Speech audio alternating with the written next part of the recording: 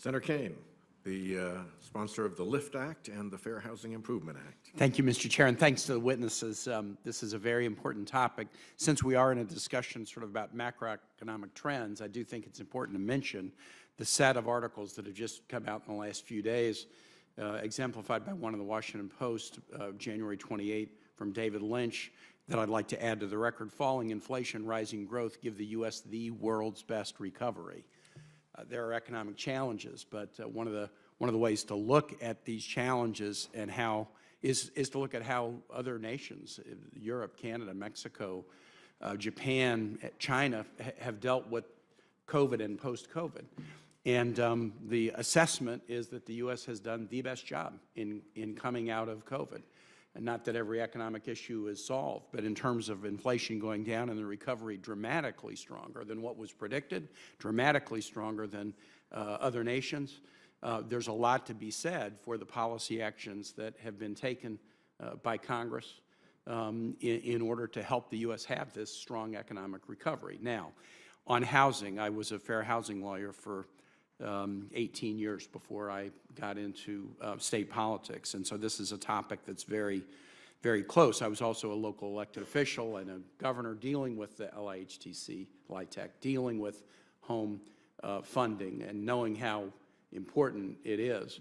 During my time now, nearly 30 years on July 1 in elected office from the local, state, and federal levels, I go around the state and talk to a lot of people, and I will say the cost of housing usually would be in the top 10 over much of my career and in the top 3 in Northern Virginia, but now it's top 5 everywhere in Virginia. I could go to the most rural parts of my Commonwealth or Northern Virginia, it's going to be a top 5 or a top 3 issue. So this is a significant one, and I would say particularly for first-time home buyers. The chairman put some stats in about that I think are important. The percentage of purchases that are first-time home buyers has been going down, and so we need to figure it out. One of the things I'm real concerned about are obstacles and barriers within housing that enable people, even if they could afford housing, to find obstacles in their way. And so I want to ask about a particular bill that I've been working on, the Fair Housing Improvement Act. The Housing Choice Voucher Program provides rental assistance to allow families to find rentals that work for them. There are other programs like Section 8 vouchers. VA has some housing choice vouchers. And in theory, families can use this assistance to move to neighborhoods of their choice and get access to schools, get access to transit, get access to jobs. However, what we find is many landlords and those who have rental properties say that they refuse to take vouchers. They refuse to take government income as a source of income, and they use that as a reason to turn people down. We don't accept Section 8 vouchers. We don't accept housing vouchers. We don't accept some of the VA vouchers. I think there's a significant body of evidence that suggests that that's pretextual. The notion of we don't take vouchers, you'll take somebody's pay stub when they could be sacked tomorrow as evidence of their ability to pay. Somebody having a voucher is a much more likely long-term reliable source of income than anybody's pay stub would be.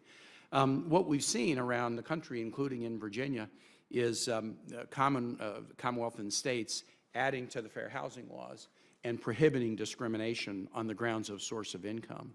I introduced a bill first with Senator Orrin Hatch to do this. Utah was one of the early states in the country that prohibited discrimination on the source of income, and we haven't yet been able to get that passed. I have helped and encouraged Virginia to pass it at the Commonwealth level, and I think it's working. But I have a bill at the federal level, and I guess I'd like to ask Ms. Bailey, how would you see something like the Fair Housing Improvements Act making it easier for people to afford housing when they have a source of income that would enable them to pay the rent? No, thanks, Senator, and thanks for the work on this really important issue, because we also know that source of income discrimination can also be a proxy for racial discrimination, right, and discrimination for people with disabilities, because we know the voucher program serves all people, and particularly people with disabilities and people of color. So this is critically important, and it can make a difference. What's also, having a law is important.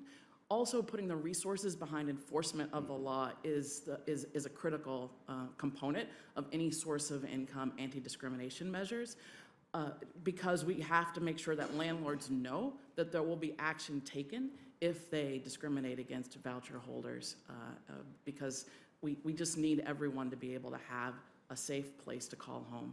Great, thank you. Last thing I'll say and then hand it back, Mr. Chair, is I'm a big fan of the LIHTC program. Just watching how the Virginia Housing, used to be the Virginia Housing Development Authority, uses those federal dollars to incentivize the construction of low and moderate income rental property.